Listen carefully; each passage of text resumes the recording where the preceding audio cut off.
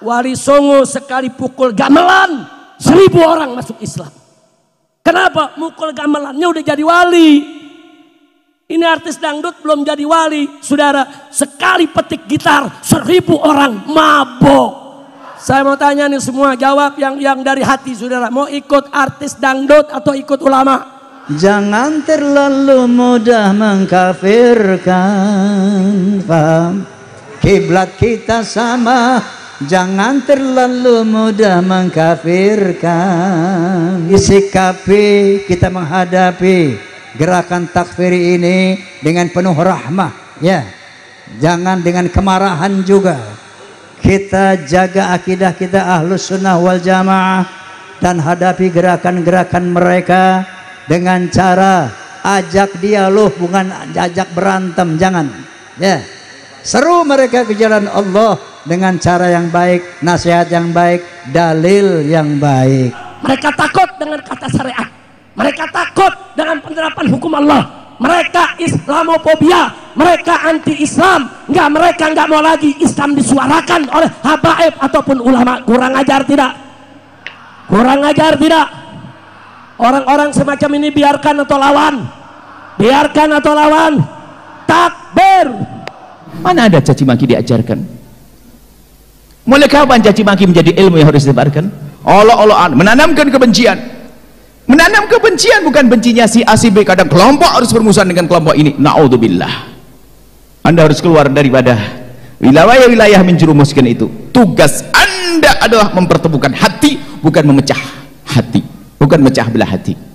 Permasalahan kita ini adalah kesombongannya iblis tadi kita ambil, kemudian mata kita jadi mata kotor, mata merendahkan, dianggap orang ini bodoh, orang jelek, orang siapa, biarpun jadi ustadz tidak akan beruntung. Ustadznya marah-marah, dasar ini orang Sunda, dasar orang Jawa, dasar orang Madura, dasar orang Batak, semua dimusuhi. Dia mau di surga sendiri kali. Yang sering menjadi isu kan ada Islamofobia, apa namanya, tidak suka kepada Islam. Itu enggak juga, seperti Belanda dulu kan Islamofobia, kebijakan yang benci kepada Islam dan takut kepada Islam. Nah sekarang enggak ada kebijakan itu. Orang Islam boleh kok bersaing apa saja. Kok sekarang masih ada penindasan, itu ditindas oleh orang Islam sendiri yang berkuasa, bukan pemerintah, bukan kebijakan pemerintah. Assalamualaikum warahmatullahi wabarakatuh. Rupanya perseteruan Raja Dangdut Rhoma Irama dengan HRS atau Pak Rizik Syihab dan kelompoknya ini tampaknya semakin memanas gara-gara persoalan nasab. Kedua tokoh ini sebenarnya sebelumnya bergandengan tangan dengan mesra, ya. Namun sejak isu nasab Ba'lawi berembus, Pak Rizik Syihab dan kelompoknya ini terkesan menjaga jarak, bahkan mulai mencemooh Rhoma Irama.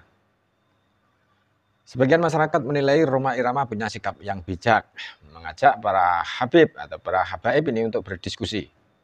Bahkan beliau akan tetap menghormatinya, jikapun para habib ini, ya, para habaib dari Yaman ini, sekalipun terbukti mereka bukanlah keturunan Nabi Muhammad SAW. Namun ternyata sikap lemah lembut Rhoma Irama tersebut ini seakan bertolak belakang dengan sikap Pak Habib Rizik yang tetap bersuara keras, menyerukan kepada jamaahnya untuk melawan siapapun, ya, melawan siapapun yang mempersoalkan nasab Ba'alwi. Menyikapi fenomena perpecahan ini, akhirnya Buya Yahya ini ikut bicara. Namun sebelum itu kita dengar sama-sama dulu ceramahnya Pak Rizik Syihab, ya. Ini bukan ceramah, ya, tapi lebih tepatnya orasi dari Pak Rizik Syihab. Indonesia kan negara Pancasila. Nggak boleh pakai hukum Allah. Siapa bilang? Siapa bilang negara Pancasila nggak boleh pakai hukum Allah? Kalau ada pejabat yang bicara begitu, saudara, suruh ngaji ke tuan guru. Ngajinya jangan di kandang kebo. Ngaji ke pesantren, ngaji ke majelis taklim, ngaji pada tuan-tuan guru kita. Saudara, siapa bilang di negara Pancasila, saudara, hukum Islam tidak boleh berlaku? Bohong. Jadi siapa bilang negara berdasarkan Pancasila hukum Islam tidak boleh jalan? Ye, pala lu menyan. Ini gara-gara ceramah begini nih, ya. Karena saya bertahun-tahun di atas mimbar terus, saudara, menyuarakan terapkan syariat Islam, terapkan syariat Islam. Banyak pejabat ketakutan. Akhirnya apa? Akhirnya kita difitnah ini, difitnah itu, saudara. Oh, macam-macam. Diganggu ini, diganggu itu, saudara. dipenjara, dikejar, mau dibunuh, saudara. Sampai 16 rekan saya yang menjadi korban dibunuh oleh mereka. Kenapa? Mereka takut dengan kata syariat. Mereka takut dengan penerapan hukum Allah. Mereka Islamofobia, mereka anti-Islam. Mereka nggak mau lagi Islam disuarakan oleh habaib ataupun ulama. Kurang ajar tidak? Kurang ajar tidak? Orang-orang semacam ini biarkan atau lawan? Biarkan atau lawan? Takbir! Mereka makin ketakutan. Kalau Islam ini bangkit, kalau Islam ini jaya, maka itu sekarang jangan kaget kalau Habib dan Kiai diadu domba. Habib dikina-kina, kita semua mau dipecah belah. Kurang ajar tidak? Sekarang nih artis dangdut, saudara, dijadiin waliullah. Iya, disamain sama Wali Songo. Katanya apa? Wali Songo itu dakwah dengan musik. Wali yang sekarang nih artis dangdut dakwah juga dengan musik. Iya, jawab jangan, jawab jangan. Wali Songo sekali pukul gamelan 1000 orang masuk Islam. Kenapa? Mukul gamelannya udah jadi wali. Ini artis dangdut belum jadi wali, saudara. Sekali petik gitar 1000 orang mabok. Kacau tidak? Kacau tidak? Kalau sekali petik gitar 1000 beriman dari wali dulu. Kira-kira jelas gak? Paham gak? Udah kacau. Ada lagi pakar ahli ikan nila. Tahu-tahu dipanggil sebagai ahli DNA. Ye, tolol, bongol. Saya mau tanya nih semua, jawab yang dari hati saudara. Mau ikut artis dangdut atau ikut ulama? Mau ikut artis dangdut atau ulama? Mau ikut pakar ikan nila atau ulama? Yakin? Takbir. Ada mantan menteri ikut ngomong-ngomong nasab. Iya. Ada anggota DPR saudara, betina dari partai politik, anggota DPR ikut bicara soal nasab. Ye, kadal kebon. Udah kacau. Udah sampai di sini aja lah ceramahnya. Ya, itu tadi orasi dari Pak Rizik Syihab. Dan berikut ini akan kita lanjut. Ini ultimatum atau peringatan dari Buya Yahya. Namun sebelum kita dengar ultimatum dari Buya Yahya, izinkan saya undur diri. Akhirul kalam. Wassalamualaikum warahmatullahi wabarakatuh. Yang biasa caci maki di mimbar kalau ustadz, yang biasa ribut di mimbar kalau ada yang mengintip rumah tangganya, biasa caci maki itu. Cuma tidak ketahuan saja, karena hobi mencaci. Dan caci maki ini sudah diajarkan oleh iblis melalui bermacam-macam kegiatan. Hari ini kita sudah biasa diajari caci maki. Pemilihan presiden, berantem ya, caci maki. Pemilihan gubernur, caci maki, berantem.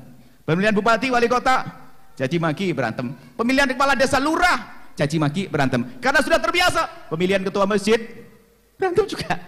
Ini umat Nabi Muhammad yang aneh ini. Berantem. Caci maki itu kan urusan politik dan dunia. Caci maki, akhirnya apa? Ada mungkin muncul seorang ustadz, urusan agama kayak apa Pak? Kayak urusan agama, caci maki. Mana ada caci maki diajarkan? Mulai kapan caci maki menjadi ilmu yang harus disebarkan? Olo-oloan, menanamkan kebencian. Menanam kebencian bukan bencinya si A si B. Kadang kelompok harus bermusuhan dengan kelompok ini. Na'udzubillah. Anda harus keluar daripada wilayah-wilayah menjerumuskan itu. Tugas Anda adalah mempertemukan hati, bukan memecah hati, bukan memecah belah hati. Anda duduk dengan siapa? Kalau Anda duduk dengan orang yang biasa membicarakan kejelekan orang, Anda segera tinggalkan tempat itu kalau Anda tidak ingin kotor hati Anda. Hati Anda itu gampang terpengaruh. Kalau Anda duduk dengan siapapun, apakah atas nama atasan, ustadz dan sebagainya, kalau dia menanamkan kebencian kepada umat Nabi Muhammad, Anda segera tinggalkan orang itu kalau Anda tidak ingin rusak. Hari ini begitu gampang orang merendahkan orang lain, merasa dirinya sudah kayak malaikat. Mencaci, mengolok, merendahkan. Kalau Anda belajar dengan orang yang bisa mencaci dan mengolok, merendahkan, esok hari Anda menjadi bagiannya. Runtuh kebaikan Anda, runtuh iman Anda.